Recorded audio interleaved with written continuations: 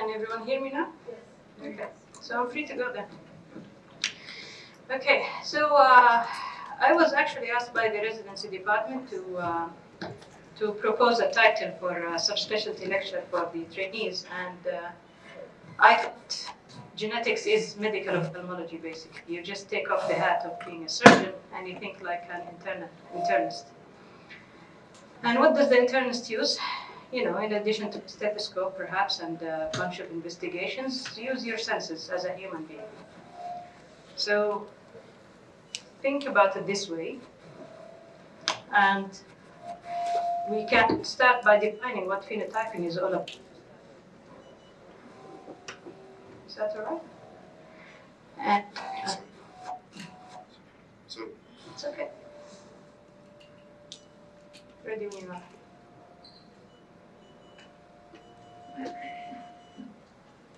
Okay. Yeah. And why you need to phenotype your patients, and how you can do that, and then eventually the auxiliary tests and tools that you can use. So we start by the definition, because if you tell somebody, this is the phenotype, they just they can nod, and then probably they don't really grasp the idea of phenotyping. So let's start from the definition. What's the phenotype? It's a deviation from normal morphology. So that implies that if you know what normal is, then you should appreciate the abnormality. But if you don't start by actually understanding what normal is all about, then it's really difficult to differentiate. So that's one point. The second point is that it's not only a research tool. So if you think about phenotyping just to write a paper and write a very nice description of your patient, then you're not really doing a good service for your patient, because you need to understand what's going on with them. And that's not the patient's fault that they are poor historians, or that. So it's not the patient's fault if they are not intelligent enough to describe what they are going through. It's not the patient's fault that they think that their toes are not related to their eyes. It's not the patient's fault that they can't really describe to you what's their day-to-day life is like. Patients who are born with visual disability, they don't know what normal is, so they can't even sometimes describe what they're going through. And it's not the patient's fault that you have you're a female or male, and the patient is from a different gender, because you have to accommodate their needs. You have to, sometimes the companion can take over from you and, from the patient, and then they don't get a chance to describe themselves, and then you miss quite a lot of information by just not paying attention that you are treating the patient, not the companion. Okay? So these are all important things that you have to keep in mind when you're stepping inside the clinic. And then you have a different layer of phenotyping, which is what's, the term coined deep phenotyping. And that's basically not only saying like broad cone dystrophy or cone rod dystrophy. No, it's actually a precise and comprehensive analysis of the abnormalities, in which the individual components of the phenotype are observed and described. You don't only observe things and then you don't describe it in your notes. You have to describe what you're seeing. And sometimes if you don't look for something, nobody's going to volunteer and show it to you. So these are all, conceptual ideas. Like sometimes your mere existence in the clinic does not equal that you give the patient good care. You have to pay attention. You have to be mindful of what you're doing. So why I'm bothering about this? Because there is a whole area of human phenotype ontology, and ontology simply means classification. And you know what HPO terms are used for? Are used for in the genetics lab that you send the sample to. So if you write things that don't really matter to the molecular geneticist, or they don't really even apply to the HPO ontology, whatever filter the molecular geneticist is going to use to filter even whole genome data is not going to be appropriate, and you'll end up with the wrong diagnosis or no diagnosis at all. And again, you're not doing a patient good service by just ordering a test. Okay? So why do we need to phenotype? And I'm just hammering on this again. Despite the advances in molecular genetics, not only whole genome sequencing, there is now something that's called nanopore sequencing. Okay? Nanopore sequencing is even more in depth than whole genome sequencing. And despite all of this, if you don't phenotype the patient well, you're not going to end up with the diagnosis, no matter how the technology advances. And this is what makes the difference between a molecularly unsolved and molecularly solved case. So then you would say, why bother? If there is no treatment for anything, why should I even solve the case? And then how would you tell the family whether their child is going to go blind or not? Based on what information, if you don't reach the diagnosis? It makes a difference from somebody who's visually impaired but stable for their entire lives versus somebody who's going to, his retina is going to degenerate with time. They have to make plans for their lives. They have to plan even for having more children if it's a young family. So there are so many things at stake there. And so counseling, not only pre-implantation diagnosis and giving a prognosis for the family, is also counseling about what are you going to experience with time. Patient with early symptoms and signs of retinitis pigmentosa, they don't realize that they're going to lose their driver license. They don't realize that it's going to happen gradually. Nobody's going to ever, they have, nightmares of waking up one day and not seeing anything, and that doesn't happen. But unless you understand the natural history of your diagnosis, you won't be able to tell them. And then obviously, for natural history studies, so what's the benefit of natural history study? Well, simply, if you don't understand what happens with RPE65 retinopathy with time, you wouldn't be able to identify your window of opportunity for treatment. You wouldn't be able to identify, the cost efficacy of your treatment, if there is any. And at the time of clinical trials, natural history studies also can give you parameters to monitor with. If you don't know the diagnosis, you're lost. So, and in some cases also, if you discover that a young patient who has got Alström syndrome, for example, this patient is at risk of developing cardiomyopathy. Unless you pick up the diagnosis, and sometimes you send, a patient, and we have cases where actually a vision panel was applied and it didn't identify the mutation. But then the patient has got Alström syndrome. And then if the patient develops, cardiomyopathy down the line and the family don't have a clue, and probably whoever treats their cardiomyopathy, probably doesn't pick up on the diagnosis, because sometimes the ophthalmologist is the first one to make the diagnosis, then you lost the game. Same thing for Danon syndrome, same thing for mitochondrial disorders, and the list goes on. So these are the things that I wanted to, highlight or emphasize the importance of phenotyping. And eventually you can make the genotype-phenotype correlation. Does it always correlate as in the textbook or the what you see in the literature? No, there are always surprises. And that's the beauty of this, branch of medicine as I see it. So I want to introduce a term to you, which is called Gestalt. So if you look here, for example, you can make out the triangle. Despite that, probably what's been drawn, except for these edges, is actually like 3 Pac-Mans. I don't know if you're old enough to remember what Pac-Man is.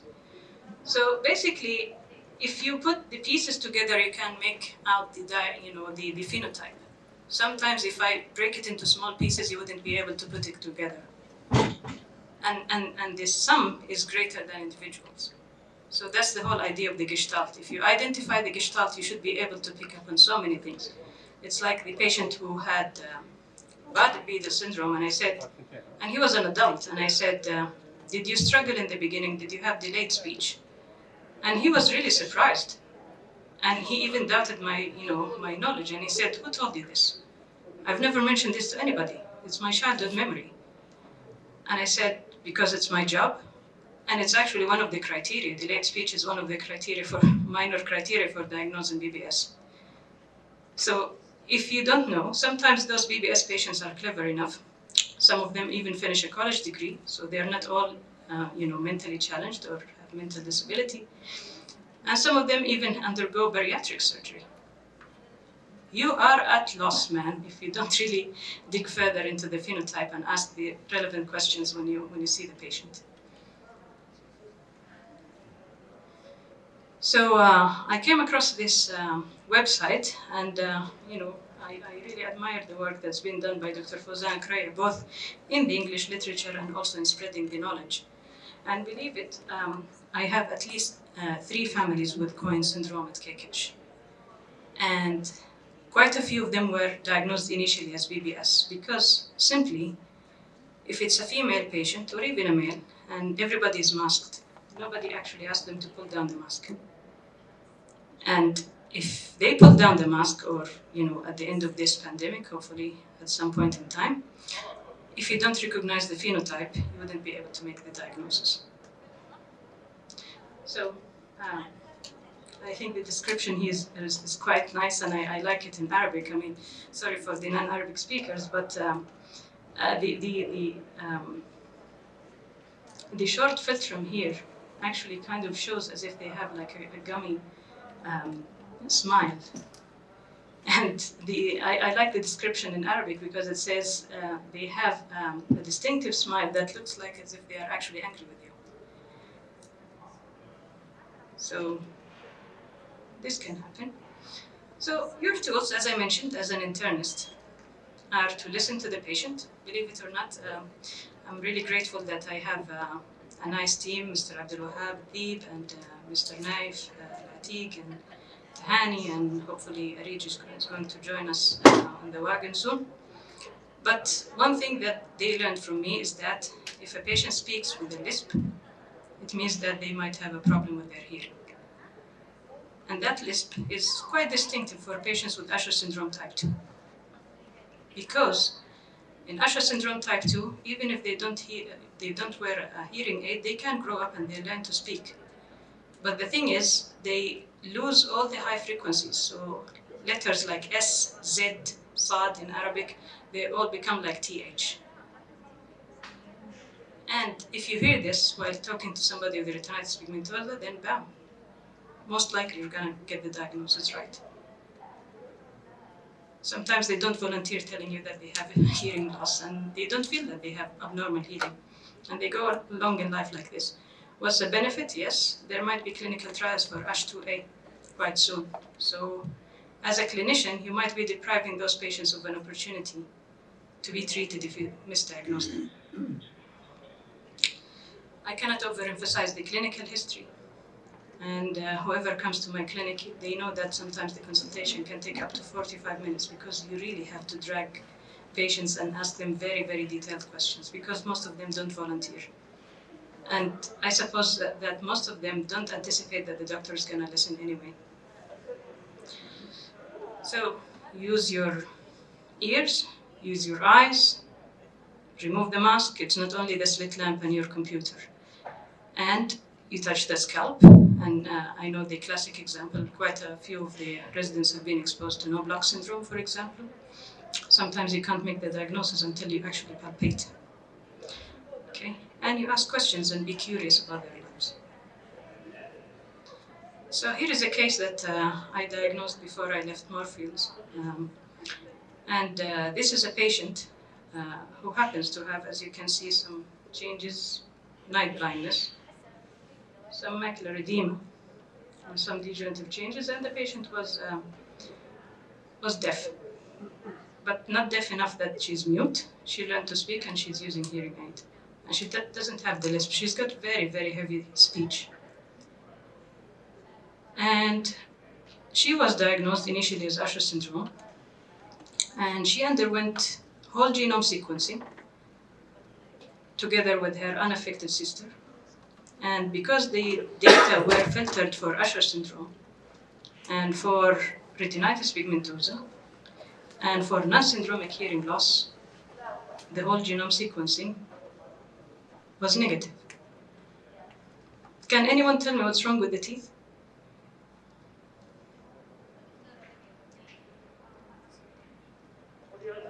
There is no judgment here. Anybody can just volunteer. Anything.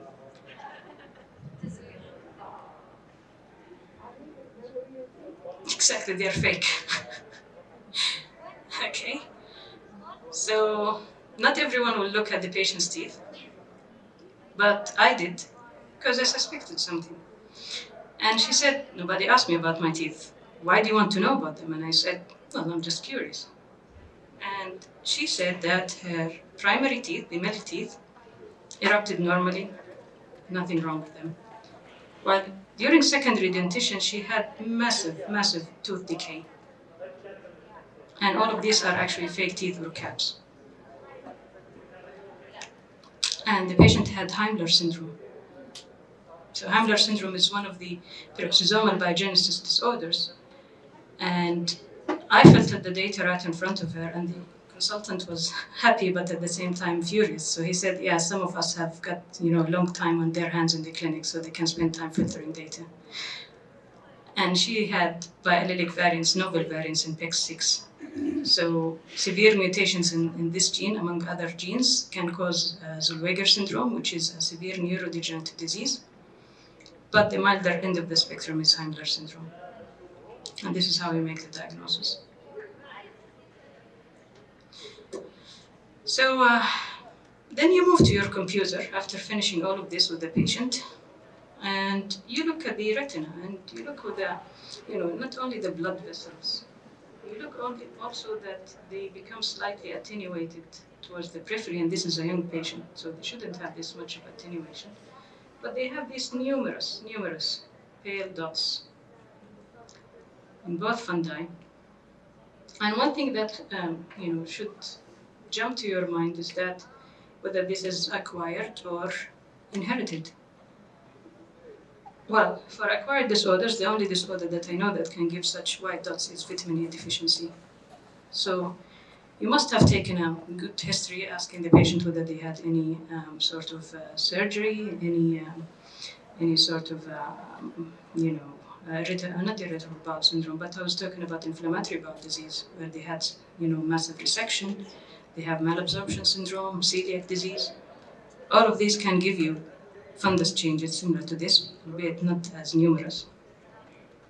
So not everybody with vitamin A deficiency will develop cirrhosis, at least not clinically. But then, when you establish that this is something from birth, by history, you look at the autofluorescence.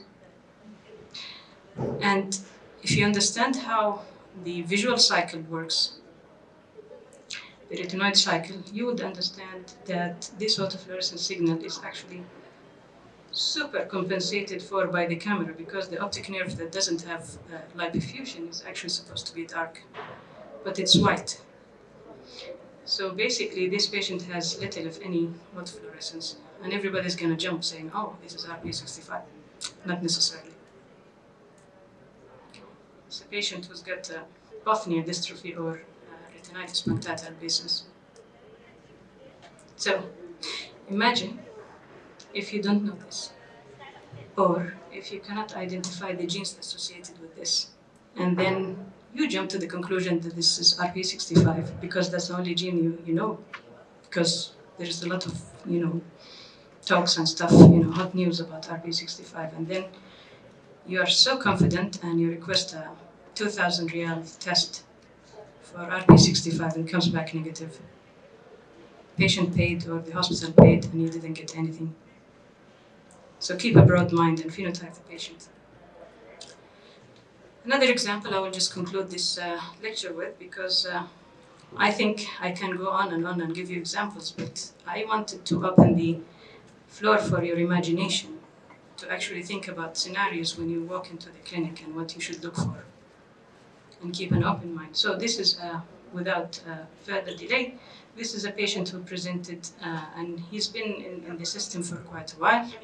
He's been told that your son, or the father was told that his son is going to go blind by the time he reaches 20 years. So, and this is the ERG. I'm not going to, spend much time, because actually this afternoon I'm talking about ERG in detail. But suffice it to say, think about this. The patient has got poor vision, day and night, and the patient also doesn't discriminate colors well. But here is something that you could have paid attention to if you're looking carefully at the ARG. This patient has got electronegative ARG. And we think about electronegative ARG, there is a list of differential, including synaptic disorders, congenital station night blindness, vitamin A deficiency in acquired cases. Think about also some patients with autoimmune retinopathy.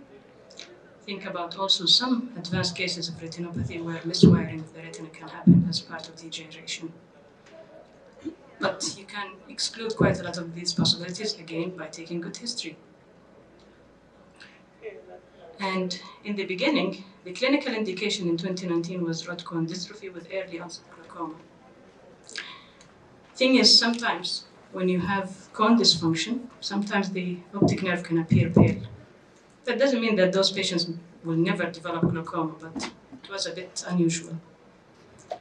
And initially, next generation sequencing for rod cone dystrophy came back negative. But then I wrote to the lab and I said, well, I think this is a variant of congenital station night blindness. Could you please look again? And there you have it. There is a huge chromosomal deletion that not only deleted CABP4, which is one of the genes responsible for autosomal recessive incomplete CSMB, but deleted other genes in the way too. Fortunate for the patient, actually when I checked in OMIM, none of the other genes is associated with human disease. So the patient diagnosis changed from something that leads to blindness to something stationary. And without exaggeration, the father actually cried. So thank you very much for listening.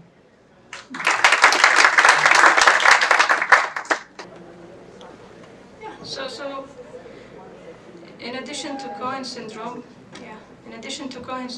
patients with BBS, for example, can have dysmorphic facies, but there are no super distinct features, but you feel like there is something, and sometimes comparison with the mother and father and other siblings can give you a hint. So that might be also something. Say, for example, if you have a patient with foveal hyperplasia, and the skin color is normal and there are no signs suggestive of PAX6, for example, aniridia, then you might just check the parents. If you think that it might be ocular, X-linked ocular albinism, pop some drops in the mother's eyes and just take a look at the fundus. You can just make the diagnosis.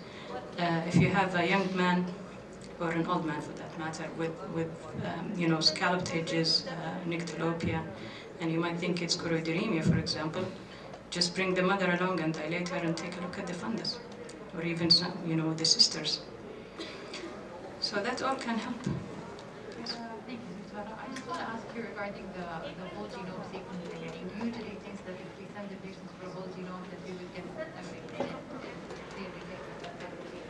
But if we narrow down and if we have the differential, then usually we're not sending the patients for a whole genome. We were directing the gene or what they should look for. So just my question is, when should we really ask for a whole genome as opposed to, because you're saying direct and give them the differential, should we decide which sequence would be done, or should we just give them the differential and then it's up to the geneticist to decide what they should run? Well, it's not up to the geneticist, because at the end of the day, somebody's going to pay, and each test has its own cost. And believe it or not, whole exome sequencing is sometimes less expensive than single gene screening.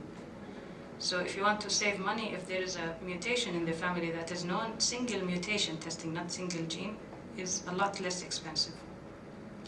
But even if you request whole exome sequencing and you request a vision panel, if you don't narrow down the phenotype, sometimes they can still miss it. Because structural variants, for example, can be overlooked, like this deletion, for example, on CABP4. So you try to narrow down the phenotype, and it's also beneficial because even in the highest standard labs, there is still a chance of about 40% that you might not find the diagnosis from the first go. And that's because of two things. One is genes that have yet to be discovered. Two is some structural variants that the technology for whole genome sequencing, for example, or whole exome sequencing cannot pick up.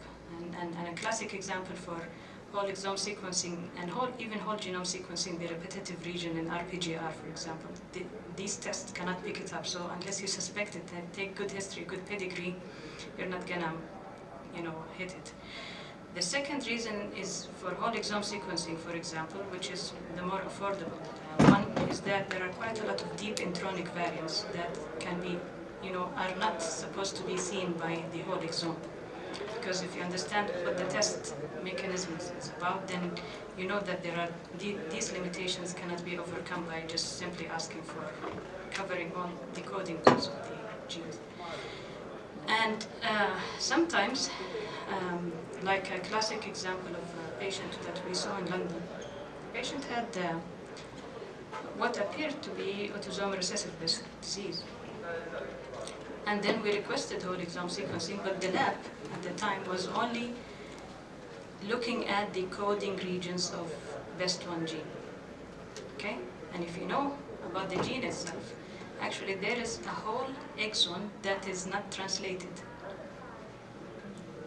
So it's in the lab protocol not to look at it. And then the patient happens to have only one mutation, but then the parents are completely normal. It's a classic autosomal recessive BEST. There's nothing else that you can do, and the patient is really keen because he wanted to have children and so on and so forth. If you didn't know, then you couldn't have written another email to the lab and telling them, well, we are really adamant that this is, autosomal recessive BEST. Can you look at the non-coding exon? And there you have it.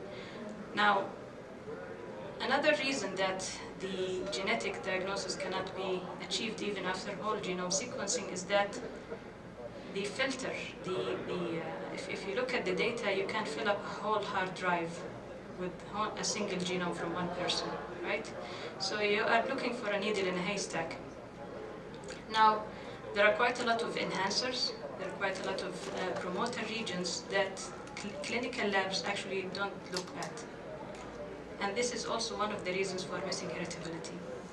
So please, sometimes, and then a publication comes along, and then boom, like the PRDM13 in patients with North Carolina macular dystrophy, it eluded elite scientists for more than a decade to find the locus for PRDM13 for North Carolina macular dystrophy, despite that all of those patients underwent whole genome sequencing. And that was something actually because it was the variant was actually or the structural variant in the, it wasn't in the gene itself. It was in a regulatory region. So unless you phenotype the patients properly, you have no way of going back and revising the diagnosis once a new discovery is being made, let alone discovering something new. I hope that answers your question. Yes, Dr. Rola.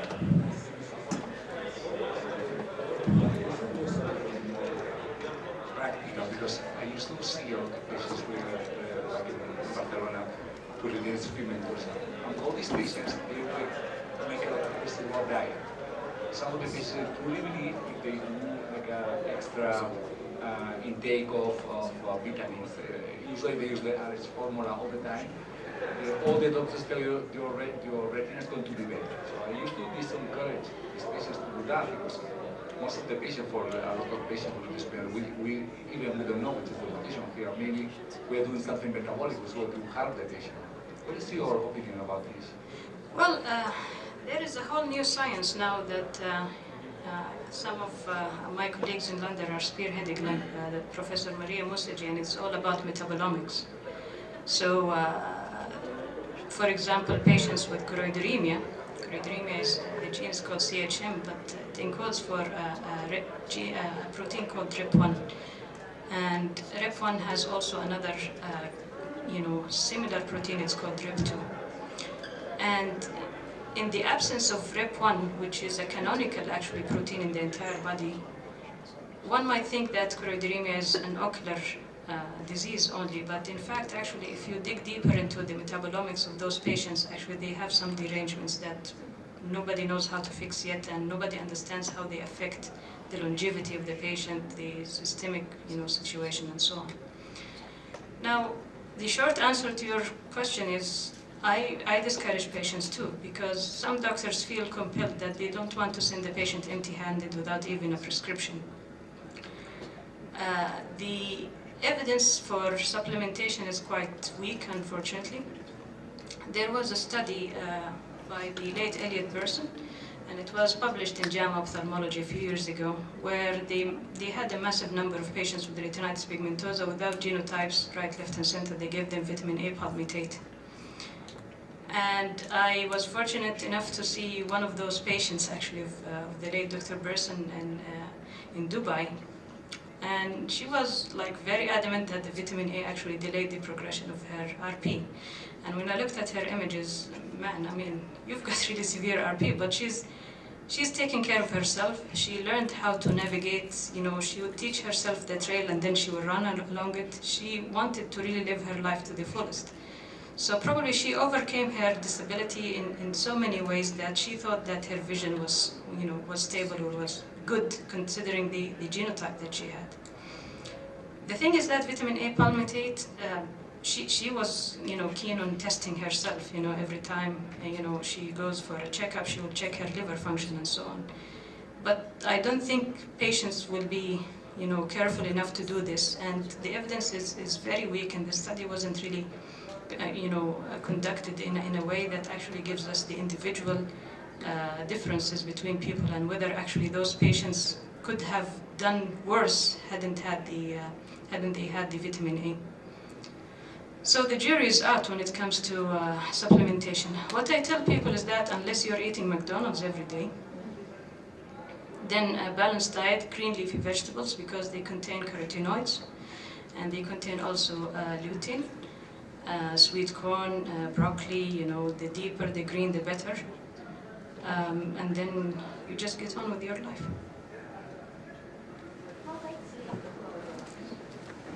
Do you encourage people to sleep at God's given hours? We all need to sleep. What I'm saying is, does disturbances in modern life of sleep cycles, do you think that can exaggerate the knowing the shedding of the photoreceptors and, you know, the recycling and all the you know, metabolism that goes on? Do you think disturbing the normal cycle? If you would allow me to digress a little bit. Sure. So the photoreceptors and especially the rods are actually depolarized in the dark. They're always depolarized and they secrete glutamate. Now, there is the theory about the glutamatergic toxicity, that the retina, at least in mice, being bathed in glutamate most of the time, actually some toxicity can develop. And therefore, even if you are rearing mice in your lab for some sort of experiment or something, you have to switch on and switch off the light, so they have a day and night cycle. So does this relate directly to sleeping per se? It doesn't, but it's actually exposure to light. To the contrary, for example, there is a certain mutation in a gene called GCAP1, which is a guanylate cyclase associated protein where the photoreceptors, the cones, are constitutively activated in the dark. So, and the calcium toxicity is thought to cause the cone rod dystrophy. And there is experimental evidence that if you keep the animals under light-adapted conditions most of the time, it's better for them. It can actually slow down the degeneration. And we used to tell patients with GCAP1 mutations, actually, you should sleep with the lights on. Now, sleeping per se, I think it also is associated with, if you speak to patients with retinitis pigmentosa or other degenerative disorders, you will notice that they have lucid days where the vision actually improves. And then on other days it's quite foggy. And they're quite upset about it. And most of the time, not all the time, they can tell you that when I'm upset, or if you ask them, were you upset? Did you sleep well the night before? Did you eat well the week before? And then they would tell you, no, I had these circumstances in the family and I wasn't able to rest, and my vision became foggy and I didn't know what was happening. So I think this has something to do with rest actually allowing the brain to interact properly with the visual system and extract as much information as possible. So it's like listening to a radio station in the middle of a storm. If the storm comes down, you should be able to listen even if the volume is low. But if the signal to noise ratio is quite low, then you wouldn't be able to extract as much information from that retina that's trying its hard to give you the information. So that's my take on sleep. Good. Thank you, Dr. Rola, for this interesting talk. Just I want to ask you a question. If you were asked to rule out or rule in a hereditary retinal dystrophy, what would you do usually? Apart from, history examination, are there any points that would lead you to ruling in or ruling out, especially, for example, asymmetry and so on? Yeah. So, as you mentioned, asymmetry is important, especially in male patients. So if you have a female patient with like pigmentary retinopathy or something, with asymmetric retinopathy in a male patient, then you should think that it's less likely to be hereditary. I know of only one case report of a family that segregated actually a mutation in rhodopsin, and there was a patient, one member of the family who had unilateral retinopathy, pigmentary retinopathy. But what led to the diagnosis was basically the family history and then segregating that particular mutation in the patient. Otherwise, if you have somebody with unilateral retinopathy, the lack of progression over time, although sometimes patients with unilateral or asymmetric retinopathy can progress with time because it's just like cell death can cause cell death in the neighborhood. If you have a female patient, then it's a bit tricky. Sometimes I do basic uveitis workup to rule out any inflammatory disorders, do all the TB screening because it's a great masquerader and your VDRL and so on. The onset of disease is also very gradual in patients with hereditary eye disease, and the progression also is very gradual. People notice over time. But most of the patients with non-hereditary causes, actually they experience some sort of a sudden change, or it's been actually discovered by accident, when they had a car accident or something like that. I wouldn't use bone spicules to differentiate, because cell death in the retina can cause bone spicules regardless of the cause. The other thing is that finding electronegative ERG, sometimes I suspect autoimmune retinopathy, and I suspect also carcinoma-associated retinopathy. I send the patient for a PET scan, for example, to make sure I'm not missing anything. And sometimes you can't really tell. If I suspect a hereditary disorder, and if the patient is actually going to undergo immune suppression, then I would do genetic testing just to protect them. The odd chance of finding a hereditary cause might spare this patient quite a lot of immune suppression. So that's my take on it. Thank you. Okay. Any more questions?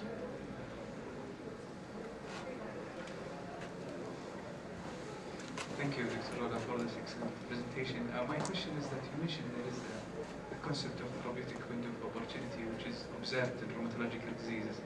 Can you give us an example where the therapeutic window of opportunity works in genetics? Yeah. So disorders that do not progress quickly are your friends. So those disorders like, for example, patients with achromatopsia. People thought for a very long time that achromatopsia, which is a form of congenital color blindness, is a stationary disorder. Whilst if you observe those patients long enough, actually some of them might deteriorate with time. So you have a very long window of opportunity to treat such patients. The classic example is RPE65 retinopathy. So now I tend to actually, prioritize children over adults. Number one, you have a window of opportunity of even rescuing them from deep amblyopia because of the poor vision, which is something, that you should keep in mind. The second thing is that the amount of retinal cells, the viable retinal cells, that is theoretically present in children and less abundant in adults, is also going to give you an advantage over somebody whose retina has started already to degenerate. And sometimes when I speak to adult patients with RP65, I tell them, look, it's like you're riding a train, a fast train that is about to hit a wall in 5 kilometers, and you just push the brakes, just 1 kilometer before hitting the wall, while your speed is 200 kilometers per hour. So the amount of tissue available to you, amount of retinal cells viability, and also some functional testing can help you differentiate patients who are still good to go for treatment versus those who are likely to continue to degenerate even after your intervention. And there is also another example that you mentioned, autoimmune diseases. And I know here in Saudi we don't have patients with birdshot chorioretinopathy, but those patients, if they are neglected or they neglect themselves long enough, they lose the chance of improving the retinal function permanently. So immune suppression, even at the earliest of their symptoms, when they present to you with only floaters and little bit of inflammation, but then you do their ERG and their flicker responses show massive delay, for example, or they have reduced macular function or pattern ERG, this is your time to hit hard.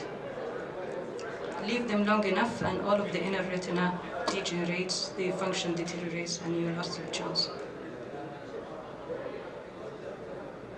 Any other questions?